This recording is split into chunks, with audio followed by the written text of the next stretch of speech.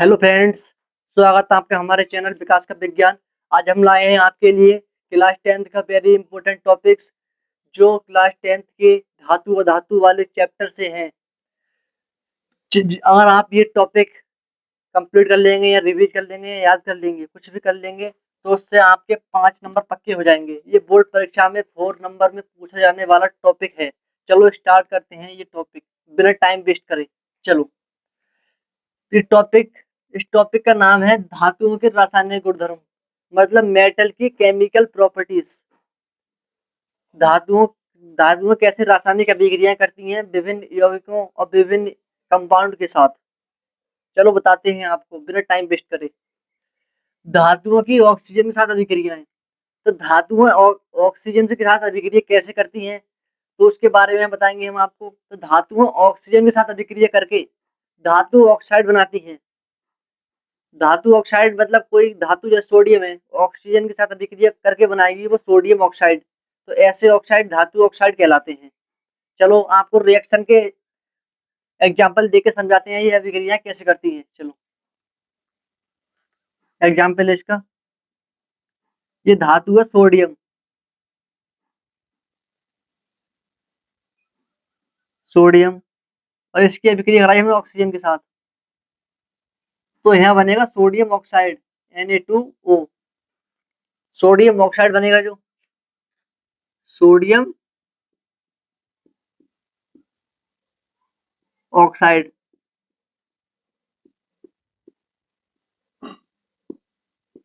यहाँ ये sodium oxide बनेगा। अब ये सोडियम है ऑक्सीजन के साथ अभिक्रिया करके इसने सोडियम ऑक्साइड बनाया। तो हमने बता दिया जो भी धातु हैं वो ऑक्सीजन के साथ अभिक्रिया करके धातु ऑक्साइड बनाएंगी। तो इस अभिक्रिया को बैलेंस कर देते हैं। बैलेंसिंग मैंने बता दी है। आपको कुछ नहीं करना है, दोनों साइड के जो यौगिक हैं, जो एलिमेंट दिए हैं, उनको केवल दोनों साइड इक्वल यानी बराबर करना है। चलो चेक करते हैं। इस साइड है 2 सोडियम, इस साइड है 1 सोडियम। तो 2 सोडियम बराबर कर देंगे। 2 सोडियम 2 सोडियम, 2 ऑक्सीजन है 1 ऑक्सीजन, तो ऑक्सीजन बराबर करनी पड़ेंगे। अब फिर आपको ये करना है, पेंसिल से करना है, जिससे आप उसे मिटा के दोबारा अगर कोई एरर हो जाए तो उससे कर सके। अब क्या करते हैं, यहाँ 2 सोडियम, दो दूनी 4, है 4 सोडियम, तो यहाँ भी 4 करनी पड़ेंगे।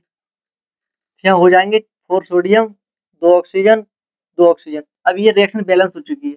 अगर आपसे 4 नंबर में पूछा जाएगा तो एक रिएक्शन 2 नंबर में या 4 नंबर में, 1 नंबर में पूछी जाएगी। तो 4 रिएक्शन पूछी जाएंगी तो आपको केवल ये थोड़ी बहुत थ्योरी लिखनी है और समीकरण इंपोर्टेंट है, समीकरण लिखनी है आपको, जिससे आपके 4 नंबर पक्के हो जाएंगे। चलो नेक्स्ट रिएक्शन कराते हैं। धातुओं की जल के साथ अभिक्रिया करके। धातुएं जो धातुएं हैं ये, वो जल के साथ अभिक्रिया करके, मतलब वो जल के साथ अभिक्रिया करेंगी तो क्या बनेगा। अगर धातुएं जल के साथ अभिक्रिया करके धातु ऑक्साइड बनाती हैं, जैसे कोई धातु सोडियम ही ले लो, सोडियम ये H2O के साथ अभिक्रिया करके बनाएगी सोडियम हाइड्रोक्साइड, मतलब उस धातु का हाइड्रोक्साइड बनाती है। चलो कराते हैं रिएक्शन के एग्जाम्पल देके समझाते हैं आपको, जिससे आपके माइंड में ये सेट हो जाए। इसका एग्जाम्पल सोडियम और ये H2O, ये अभिक्रिया करके बनाएंगे सोडियम हाइड्रोक्साइड NaOH। और हाइड्रोजन गैस इसमें बाहर निकल जाती है। हाइड्रोजन गैस बाहर निकल गई। अब बैलेंस चेक कर लेते हैं ये रिएक्शन बैलेंस है या नहीं। इधर एक सोडियम, इधर एक सोडियम, सोडियम बैलेंस है। इधर 2 हाइड्रोजन, इधर 1 और 2, इधर 3 हाइड्रोजन, तो इधर बैलेंस करने पड़ेंगे हाइड्रोजन। तो इसमें 2 हाइड्रोजन, 3 हाइड्रोजन, तो यहाँ कर देंगे 3/2। इधर 3 हाइड्रोजन और इधर 3 हाइड्रोजन, हाइड्रोजन बैलेंस हो गए। इधर 3/2 ऑक्सीजन, तो इधर ऑक्सीजन 1 है, तो ऑक्सीजन चाहिए इधर 1.5। तो इसके लिए आपको पूरी रिएक्शन बैलेंस करनी पड़ेगी। तो हम करते हैं, चलो 1 ऑक्सीजन 1 ऑक्सीजन, तो हाइड्रोजन बैलेंस करने के लिए इधर 2 लगा दो। 2 सोडियम 2 सोडियम और दो दो दो 4, 4 हाइड्रोजन 4 हाइड्रोजन, तो ये रिएक्शन बैलेंस हो चुकी है। यहाँ 2 सोडियम, 2 सोडियम और 4 हाइड्रोजन, 4 हाइड्रोजन, 2 हाइड्रोजन, ये 2 ही है, 4 और यहाँ पे 2 ऑक्सीजन है, तो 2 ऑक्सीजन यहाँ पे। रिएक्शन बैलेंस हो चुकी है। केवल आपको दोनों साइड के एलिमेंट इक्वल करनी है बस। रिएक्शन समीकरण और कुछ तो बड़ा टॉपिक नहीं है। चलो नेक्स्ट रिएक्शन, धातुएं। अगर आपसे पूछ ले कोई कि सोडियम, एक आपसे आने थोड़ा जस्ट थोड़े टाइम के बाद आपसे एक क्वेश्चन पूछेंगे जो एमसीक्यू पूछा जाता है, वेरी वेरी इंपॉर्टेंट क्वेश्चन है, जिससे बहुत से बच्चे कंफ्यूज हो जाते हैं। चलो पहले ये रिएक्शन करा दूंगा आपको मैं। धातुएं तनु अम्ल से क्रिया करके, तनु अम्ल से क्रिया करके क्या बनाएंगी? तो धातुएं तनु अम्ल से क्रिया करेंगी तो बनाएंगी उस धातु का क्लोराइड वगैरह। उस धातु का क्लोराइड या धातु का लवण, उसे ही कहते हैं। इसमें भी हाइड्रोजन गैस बाहर निकलेगी। चलो कराते हैं ये धातु सोडियम ही ले लो यहाँ पे। सोडियम, इसकी अभिक्रिया करा दी हमने किसी अम्ल के साथ, HCl के साथ ही करा दी, तो इसमें बनेगा सोडियम क्लोराइड। ये होता है एक लवण, मैंने बोला यहाँ लवण या सोडियम क्लोराइड या उस धातु का लवण बन गया ये।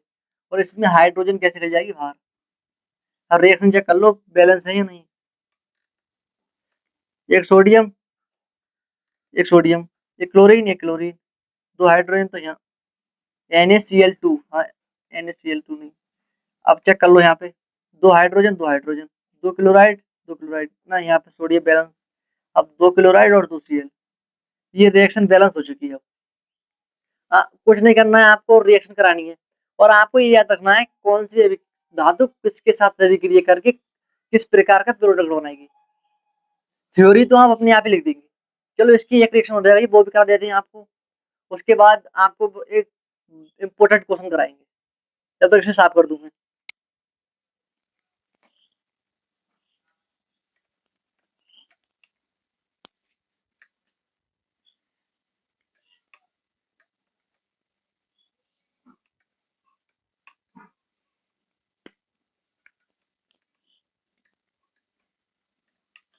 आखिरी रिएक्शन है इसकी, 4 नंबर में आती है ये भी। धातु लवण के साथ क्रिया, धातु लवण के साथ क्रिया, मतलब किसी भी धातु उसी लवण के साथ क्रिया कराएंगे, किसी धातु लवण के साथ। या सोडियम है और ये ले लो ZnSO4, ये इसका लवण है। और ये इसके साथ अभिक्रिया करेगी तो FeZn को विस्थापित कर देगी, FeSO4 बन जाएगा और Zn विस्थापित हो जाएगी। मतलब वो उसे विस्थापित कर देगा। इसकी थ्योरी लिखनी है, थ्योरी लिख लो। धातु लवण के साथ अभिक्रिया करते हैं, अभिक्रिया करते हैं तो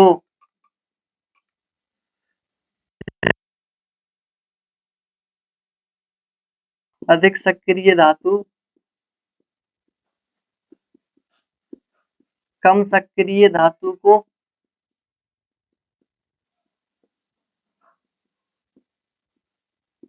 विस्थापित कर देगी।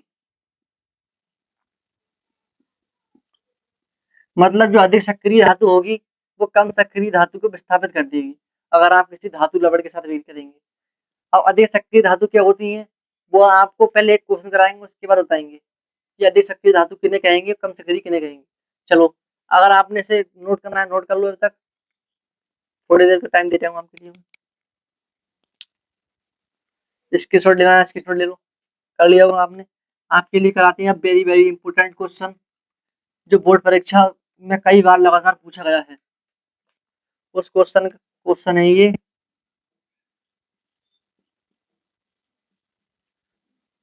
कौन सी कौन सी धातु को केरोसिन केरोसिन केरोसिन में डुबाकर रखा जाता है। मतलब कौन सी धातु को केरोसिन में डुबाकर रखा जाता है? आपके लिए ऑप्शन है ए ऑप्शन है सोडियम,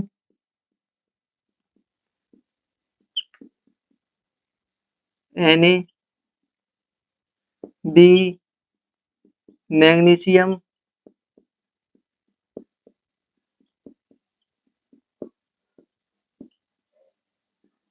सी जिंक और डी है ए और बी दोनों। आप इसका आंसर बताइए, अभी कमेंट में बताइए या अभी बताइए। अगर आप, ये कई बार बोर्ड परीक्षा में पूछा गया वेरी इंपॉर्टेंट क्वेश्चन है। आप इसका आंसर कमेंट बॉक्स में बता दीजिए जल्दी, जिससे मैं बता सकूंगा आपको इसका सही आंसर क्या है। कमेंट में बताइए। कई बच्चों के आंसर आ रहे हैं, बच्चे ज्यादातर सही जवाब दे रहे हैं। सोडियम सोडियम, एक बच्चा लिखा है मैग्नीशियम। बेटा मैग्नीशियम नहीं होगा, मैग्नीशियम को क्रोसिन में डुबा कर नहीं रखते। कई बच्चों के जवाब सही आ रहे हैं अभी भी। सोडियम, ज्यादातर बच्चे सोडियम दे रहे हैं, तो हाँ कुछ बच्चे सही बोल रहे हैं। इसका आंसर होगा सोडियम, क्योंकि सोडियम एक ऐसी धातु है जो सक्रिय होती है और वो खुली हवा में नहीं रख सकते उसे आप, क्योंकि उसे आप किसी भी लिक्विड में रखते हैं जो केरोसिन होता है, वहां से अभिक्रिया नहीं करती उसके साथ, हवा में ये अभिक्रिया कर लेगी और ये विस्फोट करती है। अगर आप इसे जल में डालेंगे तो ये बहुत बड़ा विस्फोट करती है, इसलिए इसे केरोसिन में डुबा कर रखते हैं। इसे क्वेश्चन को आपको याद रखना है, ये वेरी इंपोर्टेंट क्वेश्चन है। चलो आपने अगर नोट करना है इसे नोट कर लो, या कॉपी वैसे याद रहेगा आपको, मैंने समझा दिया है। चलो मैं इसे साफ कर देता हूँ, तक आपने नोट कर लिया होगा। तो आपके लिए अब लाए हैं हम उस सबसे इंपॉर्टेंट टॉपिक, धातु अधातु का चैप्टर का सबसे important, very very important topic, सक्रियता।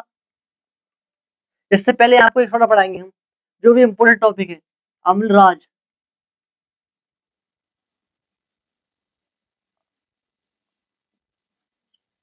अम्लराज क्या होता है? तो अम्लराज, अम्ल से समझोगे इसमें कोई अम्ल होगा, कोई अम्ल होगा इसमें। तो इसमें होते हैं दो अम्ल, एक होता है इसमें हाइड्रोक्लोरिक अम्ल और एक होता है नाइट्रिक अम्ल। इन दोनों को 3:1 में रखा जाता है और इस प्रकार बने प्रोडक्ट को हम अम्लराज कहते हैं। इसका उपयोग सोना गलाने में और कुछ धातुएं होती हैं उन्हें गलाने में किया जाता है।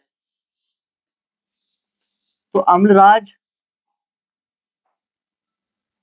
लिखेंगे हम HCl, हाइड्रोक्लोरिक अम्ल, हाइड्रोक्लोरिक अम्ल,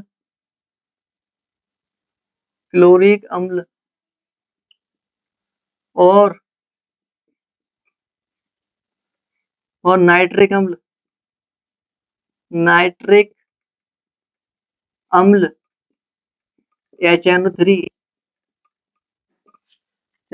को जब 3:1 में मिलाया जाता है, ये याद रखना, ये सांद्र होगा, ये हाइड्रोक्लोरिक अम्ल होगा, इसमें सांद्र होगा, मतलब इसमें जल मिला हुआ नहीं होगा। प्योर हाइड्रोक्लोरिक अम्ल मतलब तेजाब होगा, प्योर वाला। मिलाया जाता है तो एक कंपाउंड या यौगिक का निर्माण होता है, एक यौगिक का निर्माण होता है जिसे अम्लराज कहते हैं, जिसे अम्लराज कहते हैं, कहते हैं। ये भी इंपोर्टेंट टॉपिक है, आपसे ये वेरी शॉर्ट में पूछ लिया जाएगा। ये वेरी इंपोर्टेंट टॉपिक है, ये अम्लराज कहते हैं। तो इसमें आपको कुछ नहीं करना है, HCl लिख दो, ये HNO3 दोनों को मिलाएगा फिर बनेगा अम्लराज। अम्लराज, दोनों का अनुपात होगा 3:1। ये भी लिख देना है आपके 3 नंबर पक्की। और इसमें ये भी लिख देना है, ये धातुओं को गलाने के लिए किया जाता है। ये सोना, एयू, ईटीसी धातुओं को गलाने के लिए किया जाता है। धातुओं को गलाने के लिए किया जाता है। मतलब इसका उपयोग, ये धातु होती है सोना, और एक धातु और होती है, उसका नाम याद नहीं आ रहा है मुझे अभी। ऐसी धातुओं को गलाने के लिए किया जाता है। तो आपके लिए हमने ये इम्पोर्टेंट टॉपिक करा दिया है, और जो सबसे इम्पोर्टेंट टॉपिक है वो आपके लिए ला रहे हैं हम।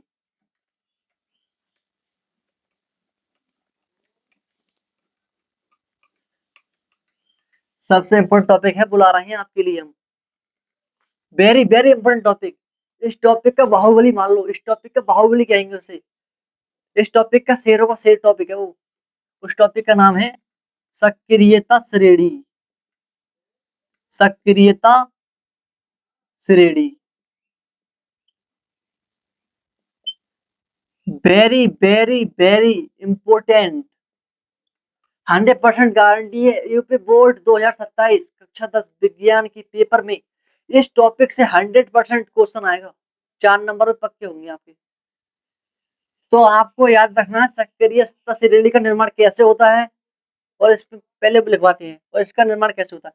तो सक्रिय श्रेणी में तत्वों को उनकी सक्रियता के घटते क्रम में रखा गया है।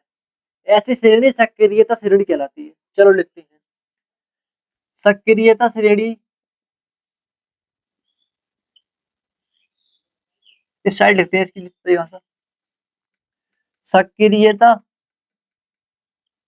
श्रेणी वह श्रेणी है जिसमें तत्वों को उनकी घटती सक्रियता में रखा गया है, रखा जाता है या रखा गया है। ऐसी श्रेणी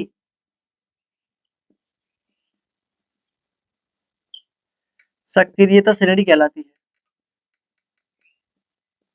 सक्रियता श्रेणी कहलाती है, मतलब ऐसी श्रेणी सक्रियता श्रेणी कहलाती है। चलो आपको सक्रियता श्रेणी बनाकर दिखाते हैं ये कैसे क्या होती है। तो आपको मैं इसकी ट्रिक अपनी वीडियो में बता चुका हूँ पहले, शॉर्ट वीडियो में चेक कर सकते हैं आप हमारे चैनल पर जाकर। हमारे चैनल का नाम विकास का विज्ञान, हम पहले ही शुरुआत में बता चुके हैं। आपको सर्च मारना है विकास का विज्ञान, वहां पे एक शॉर्ट वीडियो पड़ी हुई है, वहां पे हमने आपको इसकी पूरी ट्रिक बताई है कि आपको कैसे कैसे करना है। तो इसके लिए हम पूरी वो बनाते हैं श्रेणी। तो इसकी ट्रिक है काशी नाथ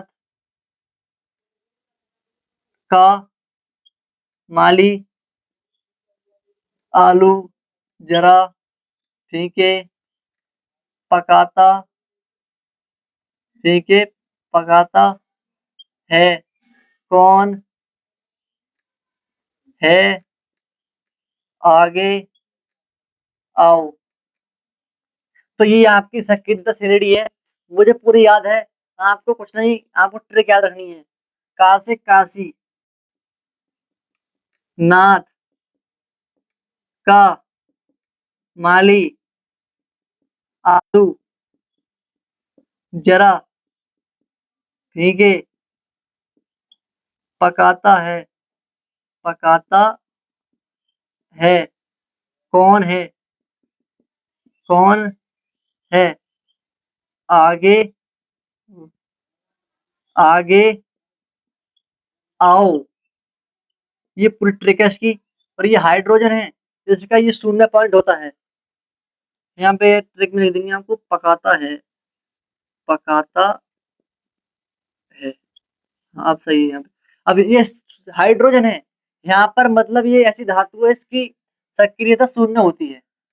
मतलब इससे ऊपर की धातु होंगी, ऊपर की सक्रियता ऐसे होती है, सक्रियता घटती है ऐसे, सक्रियता घटती है। ये एरो मतलब घटने का तरीके, मतलब जो इस श्रेणी में हाइड्रोजन हाइड्रोजन से ऊपर धातु होंगी, वो हाइड्रोजन से नीचे वाली धातुओं को विस्थापित कर देंगी। और मतलब जो हाइड्रोजन से ऊपर धातुएं हैं, वो हाइड्रोजन से नीचे धातुएं हैं उनसे अधिक सक्रिय है। मतलब जो इस श्रेणी में सबसे ऊपर धातु होगी, वो सबसे अधिक सक्रिय धातु होगी।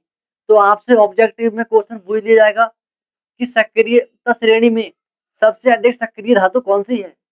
तो आपका 1 नंबर पक्का करने के लिए आपको ये सारणी याद होनी चाहिए। इसमें होगा तो उसका आंसर देंगे आप पोटेशियम। पोटेशियम सबसे सक्रिय धातु है। और सबसे निष्क्रिय धातु, सबसे कम सक्रिय धातु कौन सी है?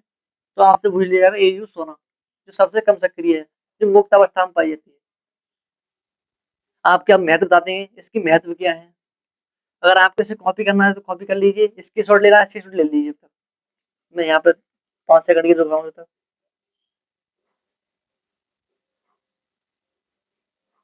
ले लिया होगा आपने स्क्रीनशॉट।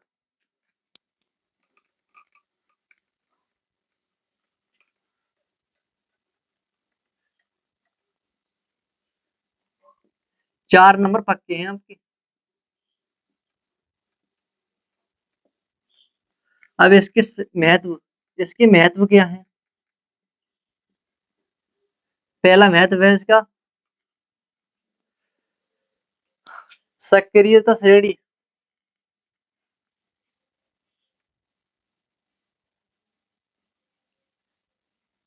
हाइड्रोजन से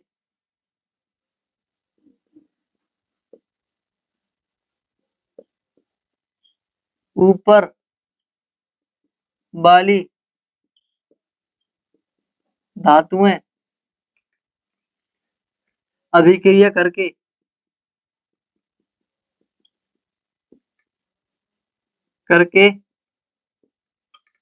हाइड्रोजन गैस मुक्त करती हैं।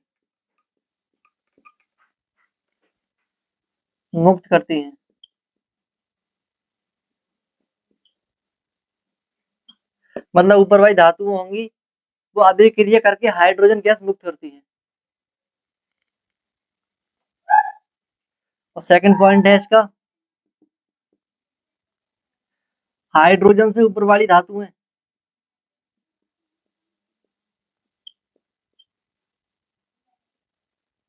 नहीं, आप ये लिखो सक्रियता श्रेणी की, सक्रियता श्रेणी की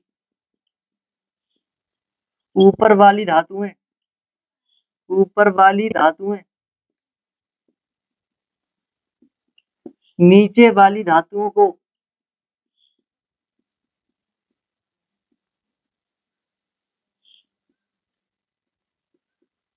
विस्थापित कर देती हैं,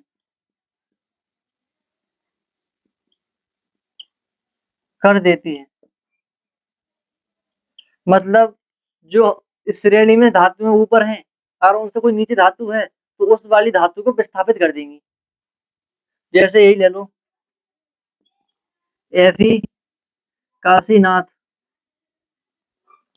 जैसे ये ले लो आप, ये के और ये NaCl। तो आपको पता है पोटेशियम इसमें सबसे ऊपर पाई जाती है, तो ये सोडियम को विस्थापित कर देगी और यहाँ बन जाएगा KCl और सोडियम धातु विस्थापित हो जाएगी मुक्त अवस्था में। तो मतलब ऊपर वाली धातु है वो नीचे वाली धातुओं को विस्थापित कर देंगी। जैसे पोटेशियम है, ये इसने अभिक्रिया करी सोडियम क्लोराइड के साथ, सोडियम क्लोराइड के साथ, तो यहाँ बनेगा पोटेशियम क्लोराइड, क्योंकि पोटेशियम ने सोडियम को विस्थापित कर दिया, इसीलिए ये बन गया पोटेशियम क्लोराइड और सोडियम मुक्त हो गई, सोडियम मुक्त हो गई। तो इसकी महत्व ये है, इसका वो महत्व मैंने आपको पहले बता दिया है। ऊपर वाली धातुएं नीचे वाली धातुओं से अधिक सक्रिय होंगी, ये भी इसका महत्व है। और हाइड्रोजन की इसमें सक्रियता 0 होगी, ये बता दिया है श्रेणी में आपको। तो आज हमने आपको पढ़ाया कि धातुओं के रासायनिक गुणधर्म क्या हैं और वो कैसे अभिक्रिया करती हैं, अम्लराज क्या होता है और ये सक्रियता एसिडिटी क्या है। आज हमने 8 4 नंबर वो पक्के करा दिए आपके और 6 नंबर ये। अगर ये टॉपिक आते हैं तो आपके बिल्कुल पक्के हैं और 100% आएँगे। ये इम्पोर्टेंट टॉपिक है। तो अगर आपको हमारा ये कंटेंट, हमारी वीडियो सही लगती है तो हमें ज़्यादा से ज़्यादा सपोर्ट करें। अ, बच्चे ज़्यादातर ये देखते हैं कि अगर डिजिटल बोर्ड है वो सही वो हो रहा है तो वो सही पढ़ा रहा होगा। पहले आप किसी का कंटेंट देखें, उसके बाद उसे जज करें। डिजिटल बोर्ड वाला ही सही नहीं पढ़ा सकता, व्हाइट बोर्ड मार्कर वाला भी सही पढ़ा सकता है। जो मार्कर से पढ़ाएगा, मेन बात है कंटेंट कौन कैसे दे रहा है, मार्कर वाला भी सही पढ़ा सकता है। अगर आपको आज हमारी वीडियो सही लगे तो हमें ज़्यादा से ज़्यादा सपोर्ट करें, हमारी वीडियो को लाइक करें और हमारे चैनल को सब्सक्राइब करें। थैंक यू, धन्यवाद।